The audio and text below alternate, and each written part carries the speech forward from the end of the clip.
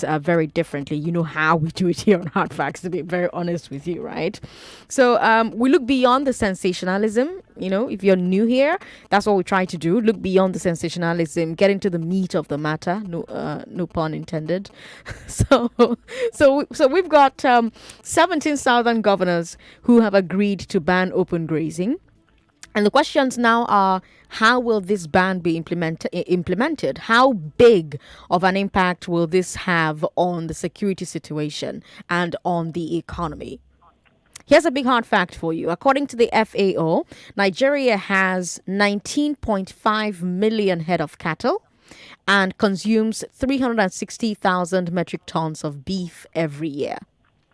So we're going to be putting those numbers in context during the rest of the hour. We're also going to be trying to predict how the cattle industry, the federal government, and other stakeholders will handle this new normal post-open grazing. Joining us to talk about this, I have two very knowledgeable guests. My first guest is a professor of political science. He's a prolific writer on policy issues. Professor Jibrin Ibrahim, thank you so much for joining us on Hard Facts. A pleasure. And we also have someone who works in the development space. He's also a public commentator. Mark Amaza, welcome to Hard Facts. Thank you very much for having me. And Lagos, we want to hear from you as well. What do you think about this move to ban open grazing? Do you have questions for our guests? Women can call us on 01465-7190. Men can call us on 0700-993-993. Prof, first of all, let's talk about the short term, right?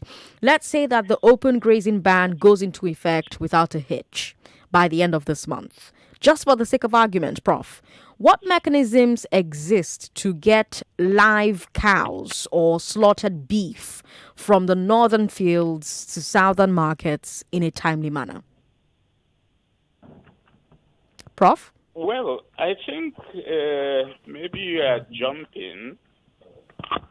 The assumption that you can stop open grazing immediately is unfounded because you need a transition phase to be able to do that. Because if you simply say from the end of this month you stop open grazing, what will happen to those cows? They are actually engaged in open grazing. They are out there in the fields in all the 36 states of the country. There's no cattle fodder market, so there's no grass specifically bred for cows in this country that you can transit from open grazing to feeding them with commercial fodder. And in that context, therefore, how is that going to happen? That's maybe the first question you should start with, Sandra. Yeah, which is why my question was, let's just, for the sake of argument, pretend it happens, right? What mechanisms exist to get live cows or slaughtered beef from the northern fields to southern markets in a timely manner? Well, the problem with a fixed date is that you are going to precipitate a security crisis. That's what's going to happen. Because in so many states in the south, people are being told they don't want to see cows. When they see them, they attack them and their owners. So those cows are not going to be able to get to the north. They will all be killed there. And then the issue of your transfer of meat then becomes rather redundant, doesn't it? Mark, I wonder if you agree. Well, I agree with him that it's realistic to think you can just stop open grazing immediately and it will fall into place.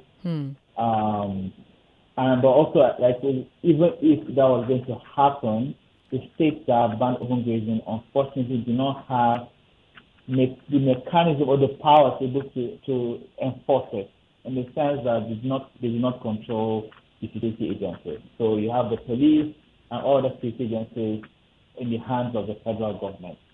So it's now fall on them using vigilante groups, even if the vigilante group is established by state law, like Amotekun, and that it now puts the state and the federal government at loggerheads of the federally controlled security agencies at loggerheads in that regard.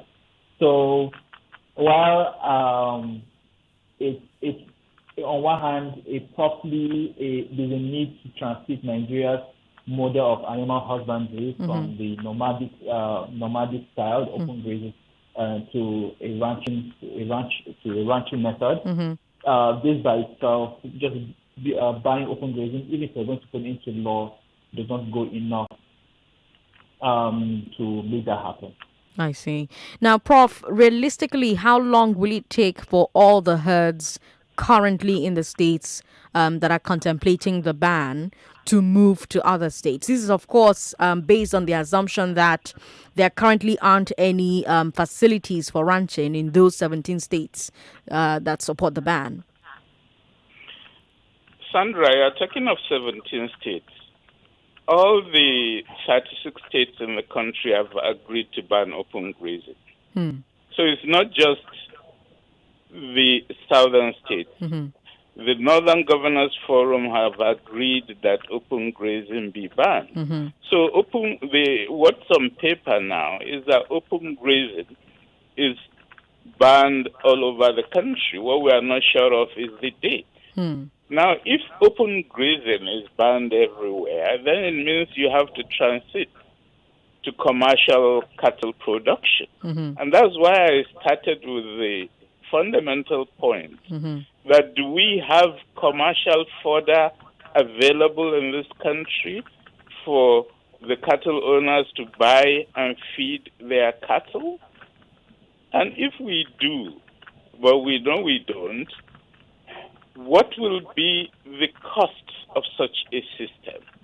Does it make commercial sense to use the most unproductive cows in the world, which is the reality with Nigerian cows? They produce less than 1 liter of milk per cow, which means the value you get out of it in milk is so low, but the meat value is also low. After 4 years of breeding, a typical Nigerian cow costs between 120,000 to 150,000 naira. Now, if you have to buy fodder to feed these cattle for 4 years before taking them to the market, then at what rate of commercial fodder will that be profitable? These are the fundamental policy issues that are not being posed. And everybody just assumes, okay, from one day to the next, you can ban it, and then the new life of commercial cattle will start. No, you have to work out what are now going to be the mode of production for these cattle. But again, is this the business that will sustain that mode of production? Is this the business of the government, do you think? Well, as far as I know, since independence, government has been investing and supporting agriculture. Right. As you are aware, there's a massive anchors borrowing program where the central bank for the past 6 years have been feeding huge amounts of money to farmers to produce. Right. I've seen some people say it's private business. So why is it all right for the government to support crop production, and it's a crime for government to support animal production in the same agriculture that we are talking about? Mark, I want to hear your thoughts. So I don't agree with Prof here, because the kind of support being given to both are different. So, for example, with crop production, since you reference the Anchor Borrowers Program, Okay. it is a lending program, and it's affected the farmers who pay back. With the NLCP or with Ruga, which was controversial and dropped, there has not been any. The plan has not been articulated on how is the land going to be provided for free with the facilities? Are the headers going to pay for it? Those who have never been stated, it's been left open. But the bigger dilemma is the fact that states, as we know, land are not a federal issue. It's an issue. The only land that the federal government controls is land within the FCT and land on which there are mineral resources. So those are now, so that falls squarely in the hands of state governments. And while there are other political issues at play, that question of how is this land going to be given to the herders for free, so whether it's going to build ranches or going to build grazing reserves, what is the modality of it? So it's not a like for like situation. Now, I want to keep you on that point for a bit longer. You mentioned Ruga and the National Livestock Transformation Program. We heard about these programs back in 2019 when the federal government was talking about transitioning from transhuman herding to sedentary ranching. Now, we saw lots of governors reject Ruga, but they spoke favorably about NLTP. Can you remind us what the difference between these two plans are? So one, Ruga focused largely or solely on focused only on livestock. Okay. While the NLTP looked at the relationship between pastoralists and crop farmers and all that for mutual coexistence. Okay. So it looked at how to reactivate the country's abandoned grazing reserves and creating new ones with the support of state government. Mm-hmm. However, the difference is that with the NLCP, it needs a lot of coordination because between the federal, state, and local government, there needs to be that coordination. And that coordination is what does not seem to be there. We are looking at things like, and beyond the coordination, looking at things like lack of land titles. How do you improve cattle breeding, which Prof mentioned? The lack of reliable and quality animal feed, which you mentioned as well. But also it is around the skilled workforce to work in the sector and all of that. So I mean, the NLCP also has a lot of gaps that need to be worked on, but it's way better than Ruga in terms of it doesn't look solely at just animal husbandry. Now, I want to come back to a point that Prof made earlier on about the current breeds of cattle in Nigeria not being productive. Prof, does it make sense for government to make any investment in the cattle industry as it is? I think what we need is investment from government, from the private sector, from the cattle owners themselves to improve the breed of Nigerian cattle. You can easily crossbreed our cattle with, forgotten the name of the productive cow, and it will significantly improve quality and quantity of meat and milk. When you do that, it then becomes possible to engage in commercial breeding of cattle. My argument is you need to have a transition strategy. That strategy would mean you improve the breed of the cattle, and it's quite easy to do that now. A sperm treatment for cattle is just $1 per cow. So that's not something very difficult to do. And what I'm saying is you would need to work with the pastoralists to get them to understand the value of upgrading the quality of their cattle. Once you upgrade it, the cattle become too heavy to walk around anyway, so you solve the issue of open grazing because they are too heavy to do that sort of work. And because they are not walking around, and because you can now give them improved feeding, which will improve the value of their meat and milk, then it will become commercially viable and indeed profitable to do that. What I'm not seeing in the discussion is that transition strategy of how you move to a new phase of commercial production of cattle in this country. We were able to do it with the poultry industry in Nigeria 30 years ago when we revolutionized the chicken production. And now it is completely commercial. It is very productive. A lot of people are in the business, and we have considerably increased the quantity of poultry we place in the Nigerian market. You need a similar transition plan for the cattle industry, and it's based on that plan that you can move forward. Unfortunately, I'm not hearing what my colleague is saying on the phone, so I don't know what his arguments are. It's a bit difficult to be conversing with somebody you can't don't hear what he's saying. Oh, that's unfortunate. And then you talk. So I don't know. What is he saying? That's quite unfortunate. Well, I don't know. Can we hear each other now? Let's try that again. Can we hear each other now? Mark, say something. I can hear you, but I can't hear him. Mark, say something. Let's see if he hears. I can very well, but he probably can't hear me. Can you hear him now, Prof? No, I can't hear him, so I think we better stop this conversation, because we can't really be having a three-way, and I'm not hearing what the other person is saying because it's no longer a conversation. Okay. They become parallel discussions. Yeah, so here's what we're going to do. Let's talk to Tech. Tech, try and solve that problem for me, because this is something that should not be happening. In the meantime, Lagos, let's join the conversation, because Lagos heard both sides of the argument, right? But Mark, you were hearing Prof, right?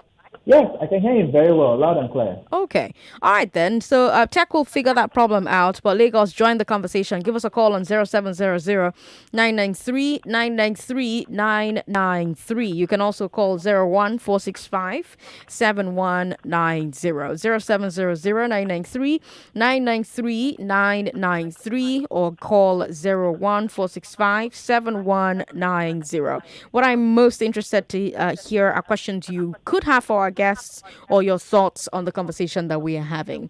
Max is in Ejigbo. Hello, Max. Thank you very much for calling us. Max, hello. Thanks for calling. Yeah, Sandra, how do you do? Very well. Welcome. Go ahead. Yeah, please let us get this issue of cattle rearing very clear. Unfortunately, most of our analysts will never delve into the actual truth. In the past, when we were growing up, I must tell you sincerely, about 68 years one has seen in life, well, the herdsmen, the ones we saw when we were growing up, were not violent at all. We never had any problem to complain until we begin to see these ones that are carrying AK-47. The Nigerian herdsmen, where I'm trying to be specific, our Nigerian herdsmen never had any problem with anybody. I knew by 1991, 92, while they were moving on the road from Umuahia to Owerri, to be precise, the government then told them that, look, for the safety of your life, don't move around in the afternoon so that you will not have any problem. And they adhere to that instruction strictly. They moved by 11 p.m. Before 5 a.m., they were in Owerri. They had no problem with anybody. They never invaded anybody's farm. But all of a sudden, this other one from other part of our African countries invaded our place. And when people like us were saying, please let us separate the seed from the chaff, the government refused to do that. That is why we are having this problem. And like you rightly said, cattle rearing is a private business. Do you understand that those who are into pig is more destructive than cattle? Then those people have to confine their pig in their domain. What are we talking about? Maxwell, thank you very much for calling us. We can take more calls before we have to go back to the conversation. Buys the tech guys time to solve that problem. 0700-993-993-993 01465-7190. There's WhatsApp available. WhatsApp is 080-959-75805. And of course, there's Facebook, who we're streaming live, Nigeria Info 99.3. And there's also Twitter at Nigeria Info FM. Now, before I take a few more of your thoughts, I have a question for Prof, right? We currently have 19.5 million heads of cattle. Realistically, how long would it take to get a large stock of more viable crossbreeds? The reality is that it will take a few years. And I don't know whether we have a few years. As the last speaker said, the conflictual relationship between pastoralists and local communities has deteriorated very seriously over the past few years. I agree with his argument that in the past they had actually very cordial relationship, and they are mutually beneficial to each other because the cattle feed on waste farm produce, and by so doing produce manure for people's farms. So it's a mutually beneficial relationship. What I want to say, however, is not all pastoralists that are involved in violence, but it is indeed true that when a few get into this type of behavior, they smear all the others, and separating the wheat from the chaff, as it says, becomes extremely difficult. I believe it's possible to devise conflict resolution mechanisms to address this in a normal situation. But the problem we now have is that there's a general political crisis in the country, and everything is being questioned, including the country itself. The context that we have now is therefore extremely problematic, and it poses a broader question whether you can resolve any issue in Nigeria's present conditions. Now, Mark, isn't culture one of the reasons why we've not been able to do with cattle what, like the last caller said, what we did with poultry? Well, culture, or we claim culture is one of the reasons, but another thing is culture itself does not emerge in a vacuum. There are factors that influence the emergence of culture, and culture is also not static. And one reason that the nomadic herding, while there are people that still want to hold on to culture as a reason to not make that transition, nomadic herding has been more feasible over time, back in maybe decades past, because there was less pressure and competition for land and water. But over time, Nigeria's population has grown massively from the past let's say in 1960 to now. If I would check how much Nigerian population has grown, I know from 45 million in 1960 and today we're touching 200 million. So definitely there's more increased competition for land, for farming, for construction, for communities to expand. But other factors also being climate change. So as a desert, as the northern part gets more arid and becomes desert, it's pushing herders further downward because of forage and water. Right. So it's in the context of that, you now realize that it's not sustainable to continue with this model of varying animals. It's actually the fact that it continues to bring these herders and farming communities in conflict with each other. Also, the herders themselves are also victims of cattle rustling, where in the middle of going north and south, we heard of cattle that are worth in the millions. A lot of they fall victims to cattle rustlers, which has also been a factor in many herders beginning to arm themselves. So, for example, one of the biggest I'm going to ask you to hold on to that example and you share with us after the break. Lagos, you're listening to Hard Facts on 99.3 Nigeria Info. I've got Professor Jibrin Ibrahim on the show with me, as well as Mark Amaza, and we're talking about what next for the cattle industry if this open grazing ban goes into effect. My guests don't even think that it will go into effect. I'm Sandra Ezekwesili, Lagos. Don't go away. Hi there. If anyone ever asked you for your banking app password or PIN, your card PIN or the 3 numbers on the back of your card, your pay ID or answers to your security questions, do not give it to them. These details are private and highly confidential. They must never be shared. Stay smart. Don't lose your money to scammers. This message is from Kuda Microfinance Bank, the bank of the free. Download Kuda on the Play Store or the App Store and open an account to enjoy free banking.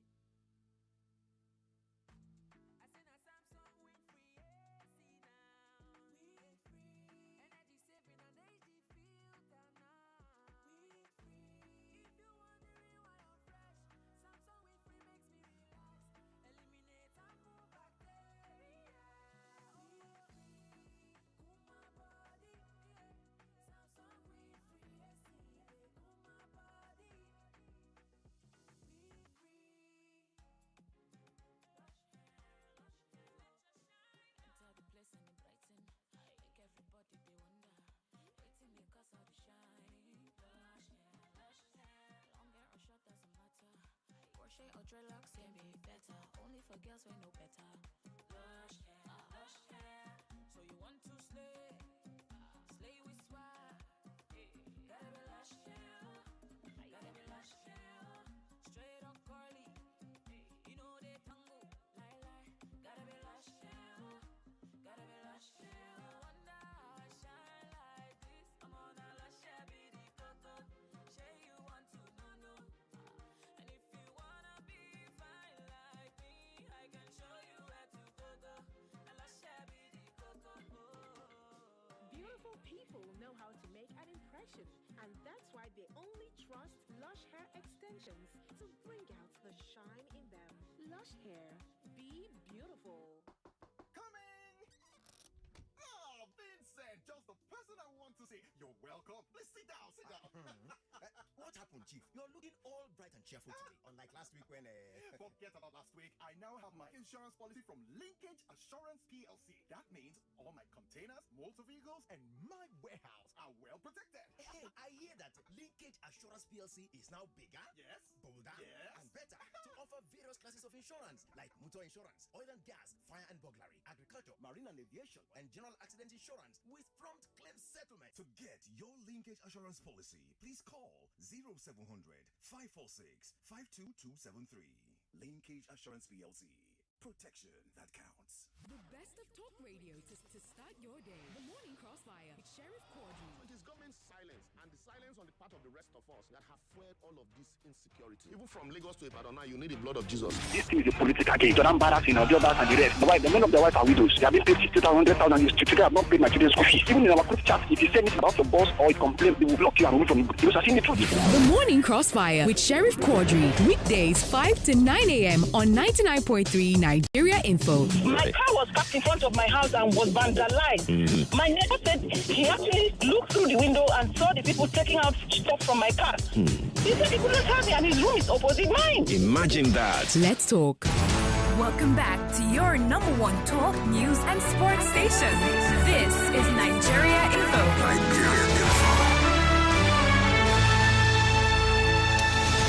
It's 5:30 and you're listening to Hard Facts on 99.3 Nigeria Info. I'm Sandra Ezekwesili. I've got on the show with me today two people who are very knowledgeable about the cattle industry in Nigeria. One of them is a professor of political science. He's also a prolific writer of policy issues. He's Professor Jibrin Ibrahim. And my second guest works in the development space and he's also a political analyst. He's Mark Amaza. Mark was talking to us before about the role that culture is playing with the almost, I want to say, resistance to transitioning from pastoral cattle rearing to a fully commercial cattle rearing. And you were going to give us a great example before the break. Prof, can you hear Mark now? His voice is so low, I can't hear most of what he's saying. All right, the tech team is still working to fix that. Apologies about that technical issue, but I'll start summarizing the things he says. Mark, go ahead. All right. I was making a point that herders are also not benefiting from this model of rearing animals. Like Prof made the point earlier on, the constant movement up and down of the cattle does not allow for high quality meat and other animal products like milk or cheese, and doesn't allow people to build a value chain out of this. But also, they continue to fall victim to cattle rustling. For example, one of the largest sources of funding terrorism is terrorists attacking herders, catching their herds of cattle and selling them to raise funding. So the accused of culture being a reason to not make the transition is not what that holds water. Because one, it doesn't emerge by itself, and also it's not sustainable, so it needs to change. Last week, Garba Shehu said that that's the president's spokesperson. He acknowledged that some of the herdsmen or their companions are armed and that they've been attacking citizens. In the past, we also heard Femi Adesina say that it's better to share your land than to lose your life. Now, I know you both don't think that implementation of this ban can be done as easily as, oh, we're banned today, we've implemented it tomorrow. But let's say that, the bans become effective. How likely is it that those armed elements, Mark, those outlaw elements will comply? And if they don't comply, Mark, how likely is it that the federal government security agencies will step in to enforce the ban? I mean, we've seen the Attorney General Malami questioning the legality of the ban to begin with. Mark, this is for you. So all the body language I've gotten from federal officials has been clear that they do not agree with the ban. So I think that also translates into a lack of action in enforcing that ban. So if a ban, I'm not going to hold my breath for the police or any other agency to enforce the ban. I think with Nigeria also dealing with a real crisis of a lot of illegal small arms and light weapons in the hands of non-state actors, and not just like that. It could be from bandits in the northwest, from Boko Haram in the northeast, different kinds of armed groups in the south, the southeast, south, or southwest. There's an epidemic of illegal arms and light weapons and small arms in the hands of these players. So it won't be easy in the sense that there will need to be that political will to explore ways to make that transition, and that's on the federal side, because it's not appear for them they are bent on the approach where they expect states to provide reserves or provide land for ranches, and so far many states have also said also put their foot down. That won't happen. Now, Prof, Mark says that the ban will be hard to enforce due to proliferation of non-state actors with arms. He also says that the federal government will probably not enforce any law banning open grazing. And on my previous question, he said that bandits raid the cattle of the herders to fund their operations. And so even the herders don't feel that the current system is sustainable. Do you agree with him? And I wonder what your own thoughts are on the questions I raised with Mark. Well, I think it has to be made very clear that people going around with arms are engaged in illegalities. Nobody without a police permit is allowed to carry arms in this country.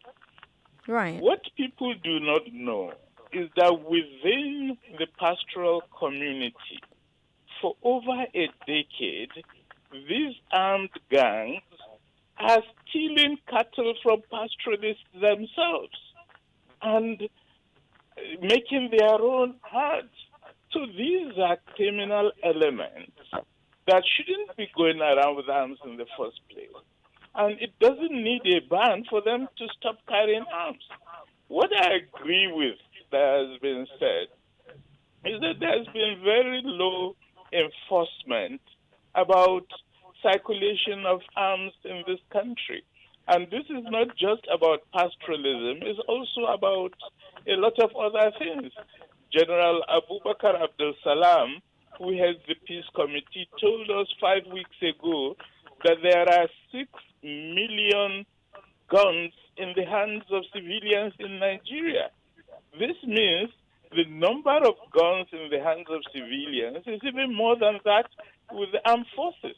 This is a crisis of state authority that we are witnessing and goes way beyond this question of open grazing and the culture of pastoralism. I feel there has to be a serious attempt to reestablish the authority and legitimacy of the Nigerian state. It has lost authority, it has lost legitimacy, and that's why we have so many conflicts springing up all over the country. So these are my last thoughts. Happy to be speaking with you. So next time, Sandra, have a good day. All right. Thank you very much for your time, Prof. Lagos. Let's keep the conversation going. So we have just Mark on the call now. Mark, what are your thoughts on what Professor said before he had to leave the call? Well, I agree with you. As in, Nigeria is really is shrinking. I miss it looking day by day, and it's actually the margin of different. Your line is breaking up. Yeah, I can hear myself again. There's a feedback in my line. Hi, hello? Hello, can you hear It's breaking up. me? Okay. Maybe shift positions in the house where you are so that we can hear you. Is it better? Sorry? Is it better? Not really, but go ahead. Oh, connect and again. Okay, so I think we can end the call and call you back. All right. Let's see if that will work. All right, Esther, if you're listening, please do give Mark a call back. We're done with Professor Ibrahim, and we can focus the call now on Mark only. It's 5:39 right now, Lagos, and you're listening to Hard Facts on 99.3 Nigeria Info.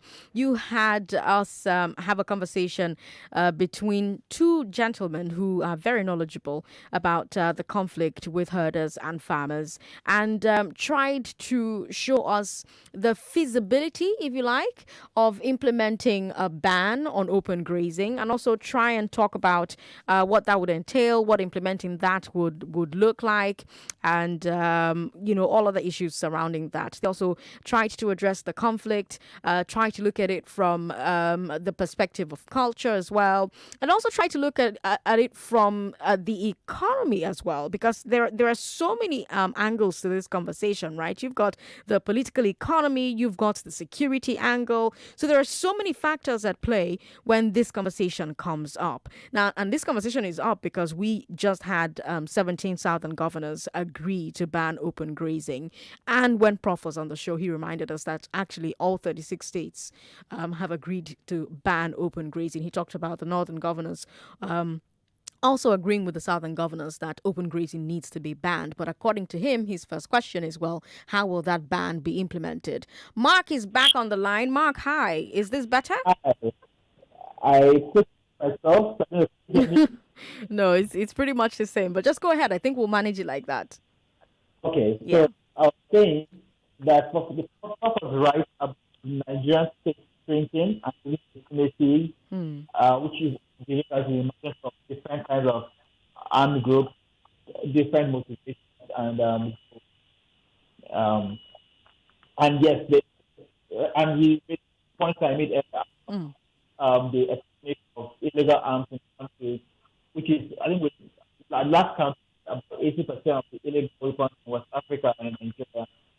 And so far, there hasn't been any progress made in mopping up these arms and in stopping the inflow of production for illegal arms. And as long as that persists, it makes it more difficult for this for this ban to be enforced, and also to prevent communities being attacked or clashes between herders and farming communities. I see. But you see, these issues are global issues, right? All over the world. Coming back to cattle specifically, because that's the conversation we're having. We're not having a conversation about the entire Nigerian state and proliferation of arms and all of that. We're having a specific conversation about cattle rearing, right? And all over the world, we've seen that cattle migration has become more and more unsustainable. And so herdsmen in those countries have given up that old way and they've switched to sedentary ranching. This has happened decades ago or over a century ago in some places. So how come West Africa hasn't gotten the memo? Why hasn't it happened in West Africa? So why it does not happen in West Africa, it happened in parts of East Africa. So if you look at South Sudan, Central African Republic, in parts of Kenya, there has been similar incidences in varying proportions, but especially in Central African Republic and in South Sudan. There's been those clashes between herders and farming communities. Right. Other places like in Ghana, they've made the quick adjustment with political will and stakeholder buying to switch from nomadic herding, which I think was not as wasn't as widespread as Nigeria, right, to more settled animal rearing methods. I see. Lagos, join the conversation. Why don't you? We want to hear your thoughts about the points that have been made on the show today. We don't have Professor Ibrahim on the show anymore, but we do have Mark here. So if you've got questions, go ahead and ask. Do you think that there's room for the more traditional way of herding? Do you agree with the professor that it will be difficult to transition from what we currently have today, as far as pastoral herding is concerned, into a method that doesn't have communities clashing with the herders? 0700993 993 993 01465 7190 99.3. Hello. Thank you very much for calling us. Hello. How are you? What's your name? God bless you. My name is Brother Samuel. Welcome, Brother Samuel. Go ahead. Yes. My suggestion, number one. I'm a massager. I handle bone problems. So I discovered for more than 50 years now, I've been handling problems in people's body. What has that got to do with the conversation we're having? What have your bones and your massage have to do? What? Okay. All right. Keep the calls coming in, Lagos. 0700993 993 993 and 01465 7190. We've got WhatsApp as well. WhatsApp is 080 959 75805. We've got somebody here who says, I want to appreciate the unbiased sense of judgment of Professor Jibril. I was following his perspective and person in his analysis of the reality and degree of issues at stake. People like that are needed in the scheme of events and policy design for our nation at this time. Honest and unbiased umpire. God bless you, sir. That's a message from Dr. Olakunle Olanirong, who is from the Nigerian Institute of Oceanography and Marine Research. Thank you very much, Dr. Olakunle, for your message. We've got Okpeke Inde, who says, I commend the ban on open grazing. It's high time all Southern commissioners for agriculture come together and start strategizing on how to develop our farming systems rather than depending on people who determine our future. This must stop. All right. We've got another message here. I think Prof is just complicating a rather simple issue. The state governments did not ban transportation of cattle. They only banned open grazing. Cattle can be loaded in trailers and transported to the north, or cattle herders can buy land and build their ranch in the south. So there's no need to start thinking of an elongated transition period. And like everyone is saying, this is a private business. Why should governments be responsible for so many things, for God's sake? Other countries are discussing going to space and the latest technology. We're discussing cattle. Aren't we ashamed? You didn't leave your name, but thank you very much for your message. I wonder what Marx thinks of that final message that we received. So yeah, I agree with him, with the commentator, with the person who sent his comment. There's been this misunderstanding that a ban of open grazing means a ban on the transportation of cattle, or that herders cannot build and operate their ranches in the states that banned open grazing. Those two aren't the same thing. All right, Mark. We've got Austin in Surulere on the line. Austin, how are you? I'm fine. How's everything? Very fine, thank you. Fine, thank you. Welcome. Good afternoon. Welcome. Please. Sorry? I say I want to join the conversation. Yes, please. Go ahead. Okay. You see, Sandra, it all boils down to the political will to do the right thing. Now, tell me, like you said, the professor said, I didn't listen to him anyway, that it will be difficult to ban the open grazing. Tell me, what is not difficult in Nigeria? A local government responsibility, which is that of clearing the road. You need to come and see what Apapa Oshodi Expressway has turned to. So that just tells you the level of decay that we have put ourselves. So it all boils down to the political will to do the right thing.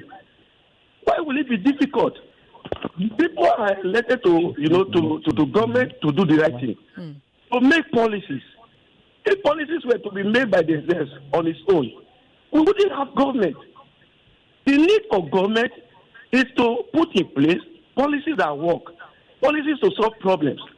Government are meant to solve problems. Here we have a problem. There's this issue of traders and farmers clashes. which has been with us, claiming lives. And the primary responsibility of government is to create enabling environment so that you can have security, so that life and properties can be protected. So if the government is not doing that, it has failed in its responsibility. And that is what you have all over the place. Like I just told you, a local government responsibility, that of clearing the road. Our Papa Osho, the expressway, is a no-go area. You see, Okada flying one way. The reason is that you can't access beyond my two when you go along that route. And that is a responsibility that is supposed to be made for a local government councillor. But it fell flat, even with a president that we have. I think that it is not the political will, Sandra. Nothing more than that. Political will. All right. I don't know if political will comes into consideration here, Mark. Is that, I don't know. What do you think? I do think political will comes into conversation here. Political will always be part of conversations when it comes to around policies and laws. So there's that need to have that political will to solve the problem in a way that's sustainable and is a win-win for everyone. So he's right about the lack of our political will. Now, do you agree with the message we got on WhatsApp that seemed to think that Prof was taking a look at this problem like it was more difficult than it needed to be? So a point that the Prof makes that's very valid is that it's not going to be, you can't have an immediate switch from nomadic herding to ranching. Because you look at the numbers, you said earlier on, there are 19.5 million cows in the heads of cattle in Nigeria. And my numbers are 60 million. So, but even with the lower end, you can't just switch, get 60 million cows if settled at an instant. You will need to have a transition period to make that, provide that transition period for when it will happen. So even though, yes, the open grazing has been banned, no one has banned it as said when the ban kicks off from. And that's also where you see the shock of the NLCP, because the NLCP makes plans for about 100 ranches, that's about 200 cows each. But even at that, there's 30,000 cows. What happens to the remaining 18.7 million or 15.7 million cows? So you have to think about how do we now move these cows from those are being ranched, those are being herded across the country to those that will now be settled. You know, let's do that transition. Now, he made a point about government investing in this the same way that they invest in things like, say, ANCO's borrower scheme or other agricultural schemes, right? And I wish he was still here. I'll be asking him this question. But shouldn't any government investment in cattle that in the industry be predicated upon a transition to productive breeds through import, for example? And if that's not possible, can a case be made for the government to cut its losses and simply say, well, the cattle industry is not productive, whether by ranching or by migration, so let's hands off? So, like I mentioned with Prof earlier on, it's an apples and oranges comparison of putting an anchor broad program by selling at crop production with whatever is the NLCP or the previous or the now defunct Ruga plan. Because in none of this, the anchor broad program is not giving grants; it's giving loans to farmers with the intent of them paying back. While it might have been might have been effective in the way it is designed, yes, it is not. It's not free money. On the other hand, there's no similar policy proposal by the federal government. What we keep seeing is we have this NLCP and we need states to provide grazing reserves for herders. Now, of course, because land is in the hands of states, they depend on the states to be able to provide those grazing reserves in which those lands should be developed. And of course, like you know, it's a very politically explosive issue, and many states are not enthused with the idea. So for me, if for example there will be a similar, if it's going to be a similar lending program to herders to be able to now make that transition, I'm all in for it. But so far, what we keep saying is we want you to provide land. So if the government providing land for free, Are they providing land as some sort of equity investment into so that they get some stake in the whatever maybe a stake of the profits they would make from the cattle rearing production? Those questions have not been answered. So it does seem as though the incentive is to continue to provide a free resource for cattle farmers over and above every other kind of farming, whether it's other kinds of animal husbandry, like they call it an image about pig farming, or even for crop farming.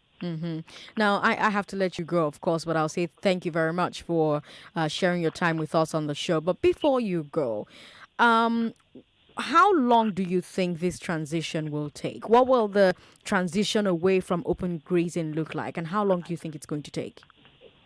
Well, wow. I wish I could put a number to that. Let's say all things being well, not being equal, and it will take maybe 3 to 5 years. I'm being optimistic at this. Well, but the prof does say we don't even have 2 years, right?